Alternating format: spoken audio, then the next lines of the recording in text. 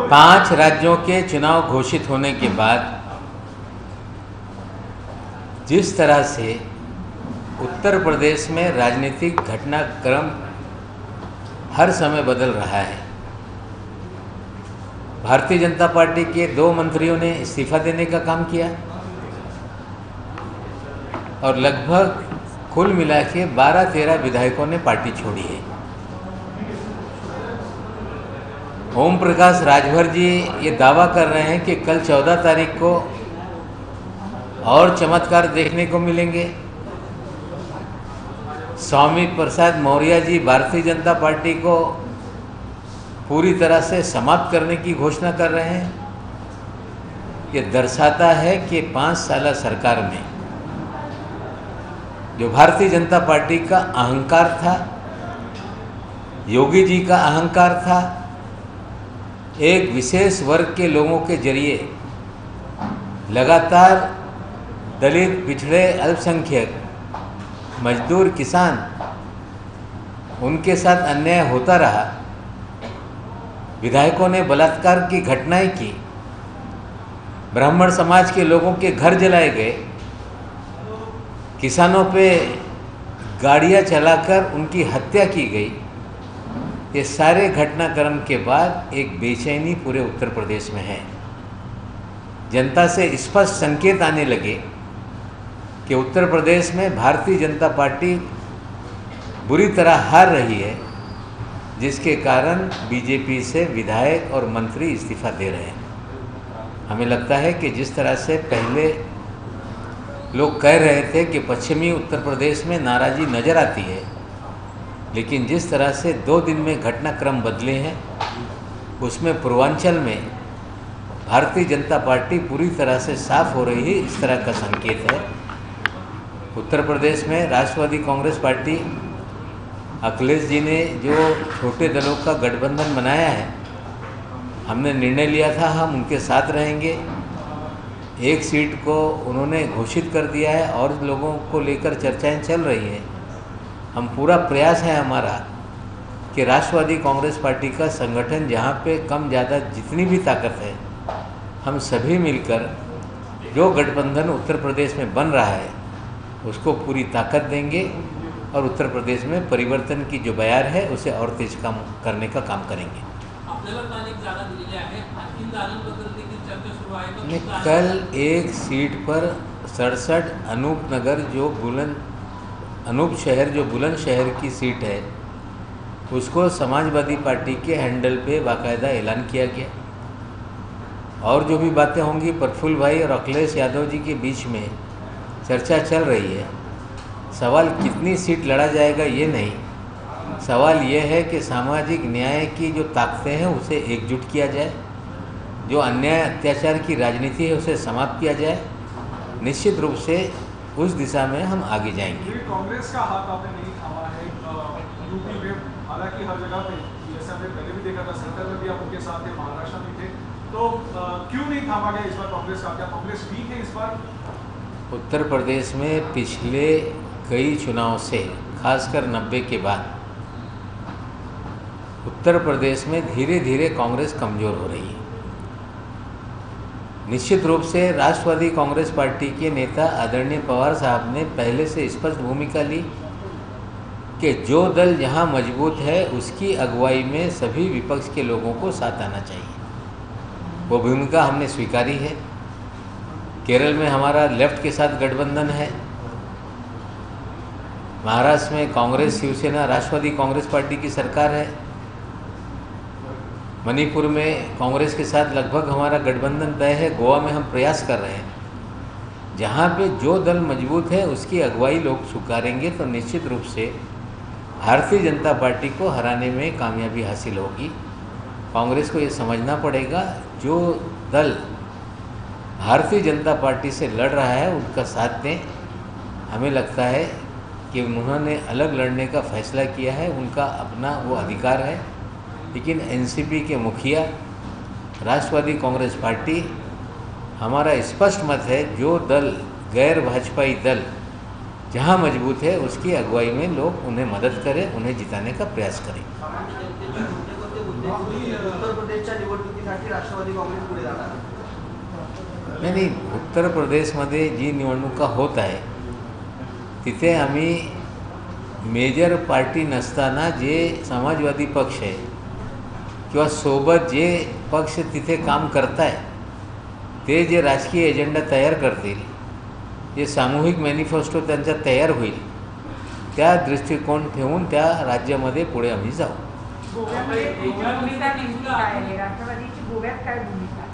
गोव्यामध्ये आमची भूमिका स्पष्ट आहे की आम्ही काँग्रेससोबत लढत राहिलो. मागच्या निवडणुकीमध्ये स्वबळावर आम्ही निवडणुका लढल्या. निकाल आल्यानंतर भाजपला लोकांनी स्पष्ट बहुमत दिलं नव्हता. काँग्रेसने भूमिका घेतली असती तर त्या काळामध्ये 5 वर्षापूर्वी भाजपला सत्तेपासून दूर करण्याची संधी आली होती. पण काँग्रेसच्या अंतर्गत राजकारणामुळे काही लोकांनी निर्णय घेऊन भाजपच्या सत्ता निर्माण करण्याचं काम केलं आणि आजच्या घडीला जे अटी त्या काळामध्ये लोकांनी टाकली होती, दिगंबर कामत यांना मुख्यमंत्री केलं तर गोवा फॉरवर्डची लोक समर्थन करतील, तसंच राजकारण आत्ताच्या घडीला पण गोव्याला सुरू आहे. आमचं म्हणणं आहे की व्यक्तीपेक्षा पक्ष मोठा असतो. व्यक्तीच्या अवतीभोवती जर राजकारण होत असेल तर निश्चित रूपाने तो अडचणीचे ठरते. आमची भूमिका स्पष्ट आहे की गोव्यामध्ये काँग्रेस, राष्ट्रवादी काँग्रेस आणि शिवसेनेची पण तयारी आहे. महाविकास आघाडीसारखा एखादा गोवा विकास आघाडी निर्माण झाली तर भाजपला हरवणं हे सोपं होईल. पण काँग्रेसचे काही नेत्यांमुळे हा निर्णय पुढे खचकत नाही. तरी प्रफुल्लभाई हे प्रयत्नशील आहे की त्या प्रकारच्या एखादा आघाडी गोव्यामध्ये निर्माण झालं पाहिजे. काँग्रेसने होकार दिला तर निश्चित रूपाने त्या पद्धतीने पुढे जाऊ. नंतर ज्या परिस्थिती असेल, शेवटी पक्ष असताना स्वबळावर पण लढण्याचा हे मार्ग मोकळा असतो.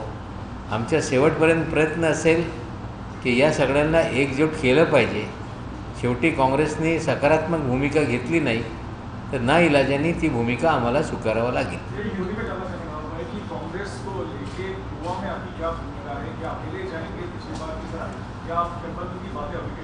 हमने 2002 के बाद से गोवा में कांग्रेस और राष्ट्रवादी कांग्रेस का गठबंधन करके चुनाव लड़ा. सरकारें चलाई, हमारे मंत्री कांग्रेस के साथ थे. लेकिन पिछली बार कांग्रेस के नेताओं ने अलग लड़ने की भूमिका ली और हम लोगों ने अलग चुनाव लड़ा. एक विधायक हमारे जीते थे और नतीजे इस तरह के थे कि एक पर्याय सरकार गोवा में बन सकती थी. लेकिन दिगंबर कामत जी को मुख्यमंत्री बनाया जाए तो गोवा फॉरवर्ड समर्थन करेगी. उस समय जो आज कांग्रेस में नहीं है वो मुख्यमंत्री बनना चाहते थे, जिसके कारण समय ज़्यादा नष्ट किया गया और भारतीय जनता पार्टी ने सरकार बनाने का काम किया था. आज गोवा में बीजेपी कमज़ोर है. आज समय की मांग है कि कांग्रेस, राष्ट्रवादी कांग्रेस और शिवसेना भी साथ आना चाहती है, तो गोवा विकास आघाड़ी का कोई फार्मूला वहाँ किया जाए. हमें लगता है कि लोग परिवर्तन करना चाहते हैं, लेकिन गोवा के कुछ स्थानिक नेता हैं जो पिछली बार भी मुख्यमंत्री बनते समय अपने नाम का एक शर्त लगाकर वो आगे चल रहे थे. आज फिर उनका व्यक्तिगत कुछ नेताओं से मतभेद हो सकता है, लेकिन व्यक्तिगत मतभेद के कारण जो एक व्यापक राजनीति है उसमें कहीं अड़ंगा बन रहा है. फिर भी प्रफुल्ल भाई चिदम्बरम साहब से बात कर रहे हैं. हम प्रयास कर रहे हैं कि परिवर्तन गोवा में निश्चित है. अगर कांग्रेस ने सकारात्मक भूमिका ली तो स्पष्ट बहुमत गठबंधन का आ सकता है. अंत में निर्णय लेने का अधिकार हर पार्टी को है. अगर कांग्रेस ने कोई अंतिम निर्णय नहीं लिया तो फिर उसके बाद अकेले लड़ना, स्वयं अपने बल पे लड़ने के सिवा और कोई दूसरा रास्ता नहीं रहेगा. प्रदेशामध्ये शिवसेना देखील निवडणूक लढवणार आहे. तुम्ही सांगता की छोट्या पक्षाचे आम्ही झालेला आहे? नाही ते बघा, त्या राज्यामध्ये निर्णय घेण्याचे अधिकार हे अखिलेश यादव, ते मोठा पक्ष असताना हीच आमची भूमिका आहे. त्या पक्षाची जी भूमिका असेल त्या भूमिकेला आम्ही स्वीकारू. आता शिवसेना स्वबळावर लढण्याच्या इच्छेत आहे. आता त्यांची इच्छा स्वबळावर लढण्याची असेल तर दुसरा कोणी त्यांच्यावर काही निर्णय लादू शकत नाही. शेवटी या बाबतीत निर्णय हे समाजवादी पक्षाला घ्यायचा आहे. तो निर्णय आम्ही घेऊ शकत नहीं। जवाब एक सवाल ये भी पूछेंगे आपसे कि महाराष्ट्र शिवसेना के साथ आपने सरकार बनाई है, लेकिन शिवसेना यूपी में 100 सीट लड़ रही है, तो क्या आप लोग साथ में जाएंगे? देखिए, पार्टी का स्पष्ट मत है कि जो सबसे बड़ा दल जिस राज्य में है उसके नेतृत्व में चुनाव लड़ा जाए। अखिलेश यादव जी समाजवादी पार्टी के अध्यक्ष हैं, उनका पूरा अधिकार है। उन्होंने छोटे दलों का मोर्चा बनाया है, हम लोग उसमें शामिल हैं। जानकारी मिल रही है कि टीएमसी को भी उन्होंने साथ में लिया है। इनको साथ में लेना ये अधिकार उनका है, हम उन पर अपना निर्णय कोई लाद नहीं सकते। लेकिन शिवसेना ने ऐलान किया है कि वो कम से कम 50 और ज़्यादा से ज़्यादा 100 सीट लड़ेगी। अब शिवसेना का निर्णय उनका अपना है, लेकिन हमारा निर्णय है कि हम समाजवादी पार्टी के साथ रहेंगे। सर, गोवा में टीएमसी के आगमन के बाद से शिवसेना ने स्पष्ट रूप से बात अपने मुखपत्र के द्वारा कही है कि टीएमसी के कंधे पर रख करके भाजपा गोवा का चुनाव जीतना चाहती है। टीएमसी की गोवा की राजनीति को एनसीपी किस तरीके से देखती है, क्या वह शिवसेना से सहमत है? हमें लगता है शिवसेना किस आधार पे ये बात करती है, हम उसकी कोई दुजोरा या उसको सही नहीं कहते। जहाँ तक हमारी समझ है, आम आदमी पार्टी, तृणमूल कांग्रेस ये देश में अपना विस्तार राष्ट्रीय दल के रूप में करना चाहती है, और निश्चित रूप से राष्ट्रीय दल बनाने के लिए जो छोटे राज्य हैं उन राज्यों में चुनाव लड़कर वोट प्रतिशत मिले, परसेंटेज, कुछ विधायक जीत जाए, ताकि आम आदमी पार्टी राष्ट्रीय पार्टी बन जाए, टीएमसी राष्ट्रीय पार्टी बन जाए। ये प्रयास है, ऐसा हमारा अंदाज है। लेकिन बीजेपी के पैसे से भी चुनाव लड़ रहे हैं, हम इस तरह का जो भी आरोप है उसको मानने के लिए तैयार नहीं। और इनके चुनाव लड़ने से गोवा में भाजपा को फायदा होगा इनडायरेक्टली? नहीं, मुझे नहीं लगता कि कोई आम आदमी पार्टी या टीएमसी के लड़ने से कोई बीजेपी को उसका लाभ होगा। इनका अभी कोई संगठन नहीं है। निश्चित रूप से आम आदमी पार्टी ने पिछले बार भी चुनाव लड़ा था, फिर वे चुनाव लड़ रहे हैं। टीएमसी पहली बार किस्मत आजमा रही है। लेकिन मुख्यतः जो दल वहाँ पे कई सालों से काम कर रहे हैं, उनके साथ उनका संगठन है, चुनाव उन्हीं के बीच में होगा। एक मराठी पाट्यांचा प्रस्ताव जो आहे तो काल मंत्रिमंडळाने कामगार कायद्यामध्ये बदल करून जो शॉप अँड इस्टॅब्लिशमेंट ॲक्ट आहे त्या कायद्यामध्ये अशी तरतूद करण्यात आली होती, जिथे 10 पेक्षा जास्त लोक कामावर असतील त्या लोकांना राज्यामध्ये मराठी पाठ्या लावणं हे बंधनकारक राहील। पण कालच्या मंत्रिमंडळाने निर्णय घेतला, तो निर्णय आपण सरसकट लागू करू। काही लोकांना तो निर्णय बंधनकारक, काही लोकांना त्याच्यातून सूट हे योग्य नाही। त्यासाठी त्या बदल करून राज्यभर जी आस्थापना असेल, जे शॉप अँड इस्टॅब्लिशमेंट ॲक्ट खाली रजिस्टर संस्था असतील, त्यांना मराठी पाठ्या लावणं हे बंधनकारक करण्याचा निर्णय सरकारने घेतलेला आहे। आता काही लोकांना सूट, काही लोकांना कंपल्सरी, ती परिस्थिती राहिली नाही। सर्वांना मराठी फलक लावणं हे बंधनकारक राहील। पण काही जे व्यापारी आहेत ते याला विरोध करतात। त्यांचं म्हणणं आहे कोरोनाचा कालावधी अजून सरतोच आहे, त्यात नवीन निर्बंध येत आहेत आणि अशात आता पुन्हा 30-40 हजाराचा नवा खर्च आमच्यावर लादला जातोय। 30-40 हजारचा बोर्ड लावा असं नाही आहे। तुम्हाला पाटी हे मराठीमध्ये लावणं बंधनकारक आहे। कमी किमतीचा पण तुम्ही लावू शकताय। बोर्ड लावणारे लोक 10 लाख 20 लाखाचे पण लावत आहे, आणि तुम्ही 10 लाख 20 लाख 50 हजारचे बोर्ड लावा अशी अट नाही। मराठीमध्ये पाठी राहिली पाहिजे ही अट आहे। आत्ता कायद्यामध्ये बदल झालेला आहे, त्याला तात्काळ जोपर्यंत नोटिफिकेशन निघत नाही तोपर्यंत वेळ असताय आणि एकदा नोटिफिकेशन निघाल्यानंतर काही कालावधी त्यांना उपलब्ध राहणार आहे. यांना मराठी भाषेचा विरोध असेल ते कुठलेही मार्ग दुसरा शोधत असतील ते चालणार नाही. एकदा कायद्यात बदल झाला तो बंधनकारक राहील. खर्चिक आहे हे एक्सक्यूज बरोबर नाही. राज ठाकरे यांनी सरकारचं अभिनंदन एकीकडे केलं तर दुसरीकडे त्यांनी टीका पण केलेली आहे की या संपूर्ण निर्णयामध्ये एक पडती बाजू अजून ठेवलेलीच आहे. सरसकट मराठी पाट्या लावण्याचा आदेश का झाला नाही, त्याच्या दुसऱ्या भाषेला स्थान का दिलं? सरसकट मराठी पाट्या हे लावण्याचाच निर्णय आहे, पण एकच भाषेमध्ये पाट्या लावा असं नाही. व्यापाऱ्यांना त्यांचे ग्राहकांना सूचित करण्यासाठी इतर भाषेचा पण अधिकार असतो. मराठी भाषा हे कंपल्सरी असताना आंतरराष्ट्रीय ब्रँड असतील किंवा एक विशेष भाषिक लोकांचा त्या भागामध्ये लोकसंख्या असेल तर निश्चित रूपाने त्याचा पण ते वापर करू शकताय. मराठीसोबत कोणाला गुजराती पाट्या लावायची असतील ते लावण्याचा मोभ आहे. काही लोकांना उर्दू पाट्या लावायची असेल त्यांना मोभ आहे. काही लोकांना इंग्रजी पाट्या लावायची असेल तर मोभ आहे. मराठी कंपल्सरी आहे. इतर भाषेत पण मोबा आहे. शेवटी आपण त्रिय भाषेचे सूत्र वापरतो आणि खाजगी क्षेत्रामध्ये व्यापार करण्यासाठी, दुकानं चालवण्यासाठी, आस्थापना चालवण्यासाठी मराठीबरोबर त्यांना मोभा देण्यात आलेला आहे. इतर भाषेचा ते वापर करू शकतो. कल मंत्रिमंडल ने निर्णय लिया है कि महाराष्ट्र में शॉप एंड इस्टेब्लिशमेंट एक्ट में 10 से कम जहाँ पे लोग काम करते होंगे उन्हें मराठी भाषा में साइन बोर्ड लगाना कंपलसरी नहीं था. 10 से ज़्यादा का कंपल्शन था.